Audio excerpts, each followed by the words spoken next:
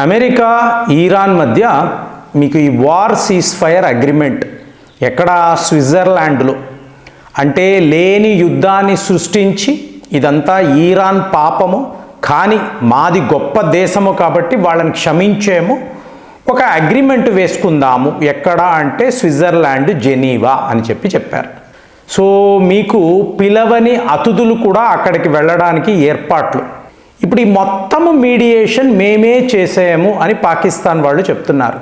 కానీ ఇరాన్ ఏమనింది, లేదు ఖతార్ స్థాయిలో ఇది జరగడముతోనే మేము ఇక్కడ దాకా ఈ పీస్ డీల్ దాకా వచ్చాము, పాకిస్తాన్ యొక్క రోల్ ఏమీ లేదు, ఒట్టి వేస్ట్ అని చెప్పి ఇరాన్ వాళ్ళు చెప్పారు. అయినా కూడా లేదు మేమే ఉండి ఇదంతా, ఎందుకంటే ట్రంప్తో ఫ్రెండ్షిప్ ఉంది కదండి, బోల్డ్ అని పనులు పాకిస్తాన్లో ఈ ట్రంప్ చెయ్యాలి.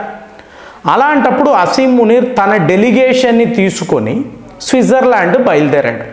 సో కరెక్ట్గా టైమింగ్ చూసుకున్న ఇజ్రాయెల్ మోజాద్, సో వీళ్ళ డెలిగేషన్ వీళ్ళందరినీ ఒకే దెబ్బ, మోజాద్ వాళ్ళు చేస్తూ ఉంటారు కదండి, దే ఆర్ వెరీ ఫేమస్ కదా, చేద్దామా అనుకుంటే ఇంతలో డొనాల్డ్ ట్రంప్ వాళ్ళ వర్గం వాళ్ళ ఇంటెలిజెన్స్ మీకు అసీం మునీర్ని అలర్ట్ చేయడం, మోజాద్ వాళ్ళు వేట మొదలుపెట్టారు, ఎక్కడైనా కూడా నిన్ని వాళ్ళు వేసేసే వచ్చు. మీకు తెలుసో తెలియదో అసీం మునీర్ ఇవాళ తన హెడ్ క్వార్టర్స్ అంటే తన ఆఫీస్ నుంచి బయటికి వస్తున్నాడు అంటే బుల్లెట్ ప్రూఫ్ జాకెట్ వేసుకొనే తిరుగుతున్నాడండి. ఎక్కడికి వెళ్ళినా పాకిస్తాన్లో అయినా లేదా గల్ఫ్ దేశాలు ఎటువైపు వెళ్ళినా కూడా ఈ బుల్లెట్ ప్రూఫ్ జాకెట్ అంటే అతనికి తెలుసు అతని మీద హత్యా ప్రయత్నాలు జరుగుతున్నాయి, ఎవరో ఎప్పుడో తనని వేసేస్తారు అని తెలుసు. కానీ ఇది ఇజ్రాయెల్ వైపు నుంచి, అది మోజాద్ వాళ్ళు ఇప్పుడు ఈ ప్రయత్నాల్లో ఉన్నారు అన్నప్పుడు యావత్తు ప్రపంచము కూడా ఒక పెద్ద క్రైసిస్లో. ఎందుకంటే ఎప్పుడైతే డొనాల్డ్ ట్రంప్ ఈ మాటలు నిన్ని వీళ్ళు హత్య చెయ్యబోతున్నారు అనే ఇన్ఫర్మేషన్ ఇవ్వడంతో పాకిస్తాన్ ఏమంటుంది, యుద్ధమే, ఇజ్రాయెల్ మేము నీపై యుద్ధము ప్రకటిస్తాము. నవ్వుతారండి. యావత్ గల్ఫ్ దేశాలు కలిసి కూడా వీళ్ళందరూ కలిసిపోయి ఇజ్రాయెల్తో యుద్ధము చేసినా వీళ్ళు గెలవలేరు. ఎందుకంటే ఇజ్రాయెల్ యొక్క పవర్ అనేది అందరికీ తెలుసు, వాళ్ళు తలుచుకుంటే ఎక్కడ దాకా వెళ్ళగలరు. ఇప్పుడు ఇదంతా మీరు చూశారనుకోండి, బ్యాక్గ్రౌండ్ చాలా విచిత్రంగా ఉంది. మీకు ఆర్విఎస్ మణి అని ఒక డిప్లొమాట్ అండి, ఈయన ఒక పుస్తకం, టైమింగ్ చూడండి, అక్కడ అసీం మునీర్పై హత్యా ప్రయత్నం జరుగుతుంది. సో ఇందులో మోజాద్ వాళ్ళు ఇన్వాల్వ్ అయ్యి ఉన్నారు అంటే రా ఏజెంట్లు డైరెక్ట్గా కోఆర్డినేషన్లో ఉంటారు. అజిత్ దోవెల్ గారి కనుసైగల మేర ఇది జరుగుతూ ఉంటుంది, అందరికీ తెలుసు.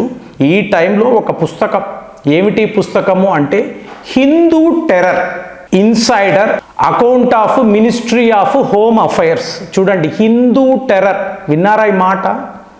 అంటే 2008లో ముంబై దాడులు జరిగినప్పుడు కసబ్ అనబడే ఒక తీవ్రవాదిని మనం పట్టుకున్నాం. మీరు అతని ఫోటోను గమనించారు అనుకోండి, చేతికి ఎర్ర తాడు కట్టుకొని ఉన్నాడు, AK-47 ఉంది, దాంతోపాటు ఎర్ర తాడు. ఎందుకు వీడు కట్టుకున్నాడు అంటే వీడు ఒక హిందూ తీవ్రవాది. నమ్ముతారా? దీన్నే భగవా ఆటంక్ అంటారండి, ఏక్ షడ్యంత్ర నా పుస్తకం హిందీ ట్రాన్స్లేషన్. చూడండి, దేశం పైన ఎలాంటి ఆలోచనలు అంటే 2008లో ఇది జరిగినప్పుడు ఇది ఒక హిందూ తీవ్రవాదుల పని. ఇలాంటి ఒక నేరేటివ్ని మన భారత్ యొక్క హోమ్ మినిస్ట్రీ ప్రకటన చేసింది.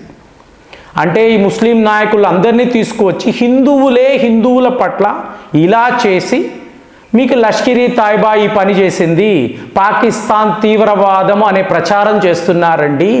సో దీన్ని నమ్మకూడదు. అంటే హిందూ తీవ్రవాదం అంటే ఎవరు? RSS వాళ్ళు, విశ్వ హిందూ పరిషత్ వాళ్ళు 1991లో జరిగింది కదా, దాని ఆధారంగా వీళ్ళు ఏంటంటే ఇలాంటి ఒక నేరేటివ్. ఇప్పుడు అయోధ్య ఇష్యూ అన్నప్పుడు అక్కడ రామ మందిరం అనేదే కదండి మెయిన్ టాపిక్. ఇక్కడ ఇష్టానుసారం తాజ్మహల్ హోటల్లోకి వెళ్ళి ఈ అతిథులను అందరినీ విచక్షణారహితంగా వాళ్ళ ప్రాణాలు తీశారు. ఇందులో అమెరికన్స్ ఉన్నారు, యూరోపియన్స్ ఉన్నారు.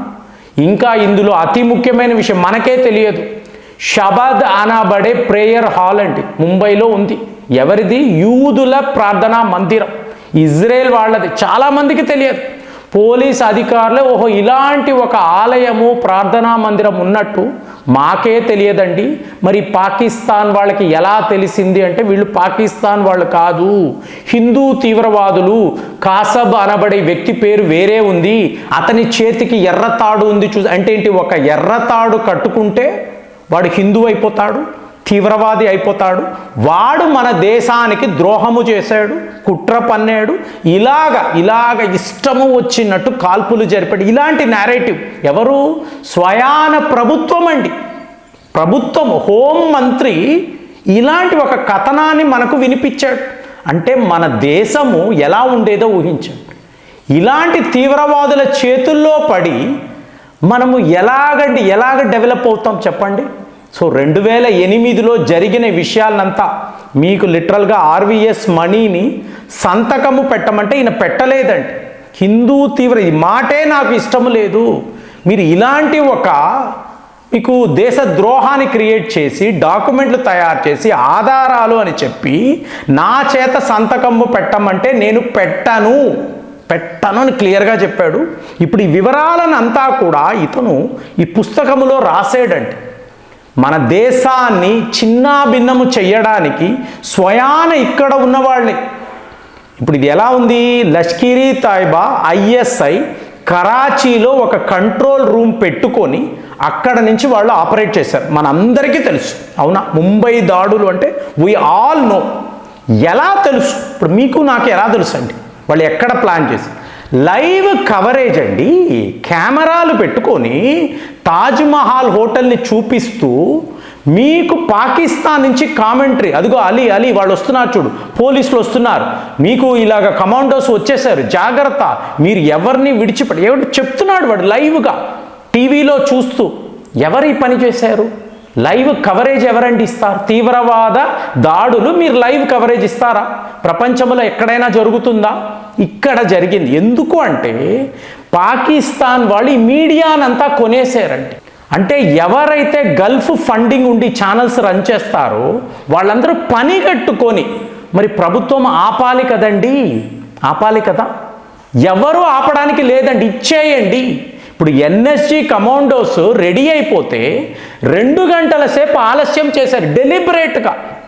హోటల్లో ఇంకా ఎంతమంది ఉన్నారు, ఇంకా మీరు ఎంతమందిని లేపేస్తారు, మొబైల్ ఫోన్లో మీకు కమ్యూనికేషన్, ప్రభుత్వాలు కమ్యూనికేషన్, ఇంకా కొంతమంది ఉన్నారు. అయిన తరువాత అప్పుడు ఎన్ఎస్జి కమాండోస్ రావడం వాళ్ళకి అర్థం కాలేదు, ఎందుకు ఈ డిలే, మేమందరం రెడీగా ఉన్నాం, మాకు బళ్ళు రావడం లేదు, విమానాలు సిద్ధముగా లేదు, ఇండియన్ ఎయిర్ ఫోర్స్ డెలిబరేట్గా డిలే చేస్తుంది, వీ డోంట్ నో. ఆఖరికి అక్కడ ఇజ్రాయెల్ పౌరులు 9 మంది మరణించారండి. ఒక్క యూదుడు మరణము అనేది వాళ్ళు సహించలేరు. అలాంటిది 9 మంది భారత్లో ఒక ప్రార్థనా మందిరంలో ఇలా జరగడముతో వాళ్ళు we will never forget, we will never forgive. So ఇప్పుడు భారత్తో కోఆర్డినేట్ చేసి అసీం మునీర్ని లేపేయాలి, వీడే ప్రాథమిక కారకుడు. సో వీడిని లేపేస్తే ఈ ప్రతీకారం అనేది తీరుతుంది. మరి ఇది ఇక్కడతో అయిపోయిందా? ట్రంప్ లీక్ చేశాడు ఇంటెలిజెన్స్, వాడికి అసీం మునీర్తో పని ఉంది. కానీ పాకిస్తాన్, ఇరాన్ తరువాత మా నెక్స్ట్ టార్గెట్ పాకిస్తాన్ అని క్లియర్గా వీళ్ళు చెప్పారు. ఇది ఖచ్చితంగా మీకు అనిపించవచ్చు 2008 ఎప్పుడో జరిగింది, అలా ఉండదండి. 10 ఏళ్ల తర్వాత ఏం చెయ్యబోతున్నామో ఇవాళే డాక్ట్రైన్ ఉంటుంది, వీళ్ళు ముందే ప్లాన్ చేసుకుంటారు. సో అలాంటిది నెక్స్ట్ టార్గెట్ పాకిస్తాన్ అన్నప్పుడు ఖచ్చితంగా అసీం మునీర్ని ఎక్కడో అక్కడ వేసేస్తారు అని చెప్పి ఇవాళ వార్తలు. అక్కడ దాకా మనం వచ్చామా అది ఆలోచించాలి. మరి ఇవన్నీ విన్నప్పుడు మీకేమనిపిస్తుంది? కామెంట్స్లో రాయండి. మళ్ళీ వచ్చే వీడియోలో కలుద్దాం. జై హింద్.